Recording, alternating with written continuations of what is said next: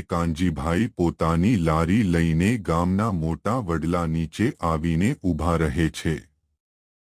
લારી પર કાચની બરણીઓ ચમકે છે અને મસાલાની સુગંધ હવામાં ફેલાય છે.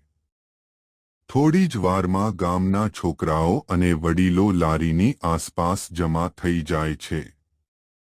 આવો આવો, કાનજીભાઈની સ્પેશિયલ કડક પકોડી, તીખું મીઠું પાણી અને ચટાકેદાર મસાલો.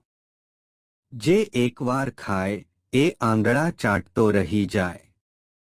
કાનજી કાકા, આજે પાણી જરા વધારે તીખું બનાવજો, મજા આવી જાય.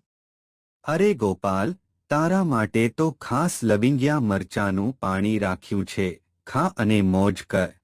આવા જ મજેદાર વિડિયો જોવા માટે અમારી ચેનલ HT વાર્તાઓને સબસ્ક્રાઇબ કરો. લિંક બાયોમાં આપેલી છે. ધન્યવાદ.